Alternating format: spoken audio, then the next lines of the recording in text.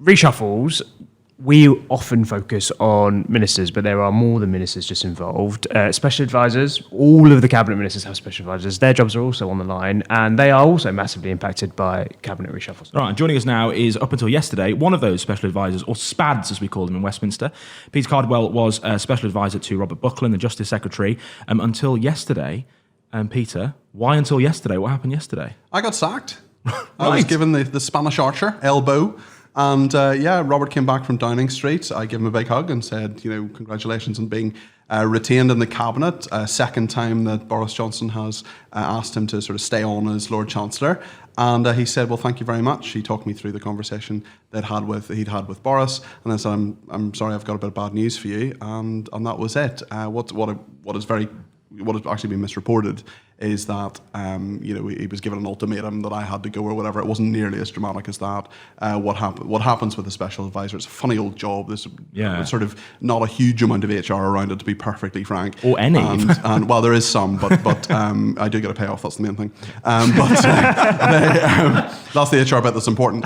But what you need two approvals. You need your Secretary of State, and you need Downing Street to approve you. Robert was fine to keep me on. Downing Street felt differently. I'd had 3.5 years. You're a political mayfly. Most people get 2 years maximum. I got 3.5. I'm not complaining. So it's a bit like that scene in The Office when David Brent comes back and says, "I've got some good news and I've got some bad news," and that was the way he kind of broke it to you, right? Robert Buckland is Neil Godwin. He is not. He's not David Brent. Robert Buckland is the guy in the tan Armani jacket. Doing the dance with Rachel. He is not David Brent. He's the cool one. He's the cool one. All right, okay. Why do you think Downing Street didn't want to keep you on? I have been told that quite simply they just wanted to change of personnel. They're obviously making a number of changes across special advisors at the moment. I've been told there was no sort of personal animosity. There was no particular reason that I wasn't to continue, except that they wanted their own people to do that, and that is their right. In the words of that great philosopher Celine Dion, that's the way it is. Do you think this is? I mean, look, it's clearly part of a strategy by Number 10 to try and exert more control. They want more of a say over who the special advisors are. You say you've been in post for more than 3 years, so you've obviously were there during the Theresa May government. Yes. In your role so far, up until now as a special advisor, have you noticed a big difference in the way this Number 10 operates from Theresa May to Boris Johnson? It's definitely a very, very different Number 10, but what I do find highly amusing, and listen, I will always be grateful to Fiona Hill, the Chief of Staff to Mrs May, who brought me in, originally recruited me as a special advisor, but people say, oh, Dominic Cummings is so tough, they should meet Fiona. Really? Okay. Oh yes, wouldn't mess with her. Yeah. And what's the kind of big difference you find as a SPAD dealing with this Downing Street compared to the previous one? Under the Theresa May administrations, especially the last year, there were no real boundaries. A lot of people, look, I have the greatest respect for Gavin Barwell. I'm not criticising him at all. He was an excellent Chief of Staff. I'm one of the probably fairly few people who will say Mrs May was an excellent Prime Minister who achieved a huge number of things, and we need to remember that. But it was a very different Number 10. There weren't boundaries. There wasn't really a goal. And, Dominic Cummings came in the first meeting I was in with him, he said, over the next 6 to 8 months, we're going to do 3 things. We're going to get Brexit done, we're going to have an election, and we're going to win in big majority. And I was like, yeah, wevs. And he delivered all 3 of those things. He was absolutely right, and I was absolutely wrong. Do you think when you mentioned you were hired in by Fiona Hill, you mentioned you've worked under Theresa May, do you think there was an element of the fact that you were always viewed as an outsider from the moment you were starting? Maybe, I don't know. Did you feel that when you were in the role? No, I mean, everybody was very kind. I got on very well with the main special advisors I was dealing with were Lee Kane and his team, who have a lot of time for. They're great people who work extremely hard under incredible pressure, even when things are going really well. I think that I essentially got about 6 months of a bonus, to be honest.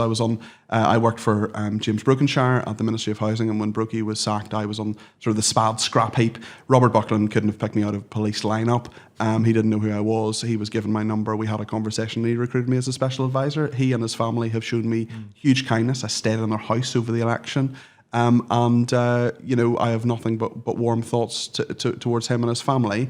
And I think that, over the course of 6 months, I had a really good sort of bonus of time within the Johnson administration, but these jobs aren't forever. What did you make of Sajid Javid exactly. reacting differently to Robert Buckland and saying, no, you're not firing any of It's my not spares quite the same scenario, though, because, one advisor who you first met 6 months ago, who's been in the job for quite a while, versus the scenario that Saj was presented with, which is, these people who have been your eyes and ears for the last number of years, some of whom have been in, varying different departments within Home Office and MHCLG and possibly even back to DCMS days. I can't quite remember the personnel. It's a very different thing to be told, that they're all going, basically.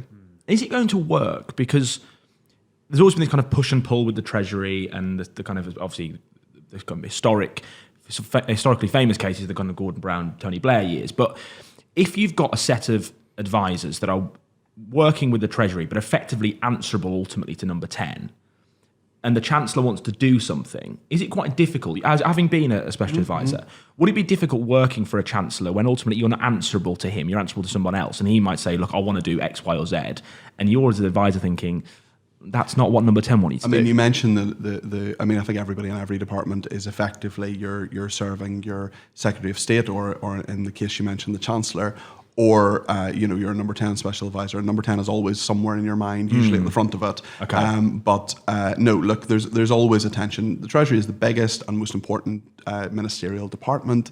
The fact that the key person in all this, sorry if I'm getting a bit wonky for you, or inside baseball, but the key person in all of this is a special advisor called Liam Booth-Smith, who I worked with at the Ministry of Housing. Full disclosure, he's a great friend, but he is a sort of once-in-a-generation mind who is going to be the key person in this unit, basically, that's going to merge the Treasury and number 10 economic advisory people.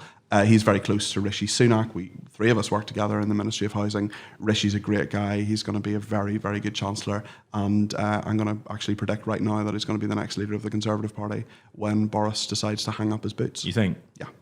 What about him is that? He's got star quality. He's got a great backstory. He's got a really interesting philosophy of politics. He is someone who works very hard. He's someone who is not afraid to do things that aren't necessarily glamorous. One thing, I mean, this may sound quite obscure, but one thing he did was he put a lot of time and effort into a policy which was really important but very unglamorous, which was to make sure that all stadiums, football stadiums, had what's called a changing place, essentially a super large toilet for disabled people.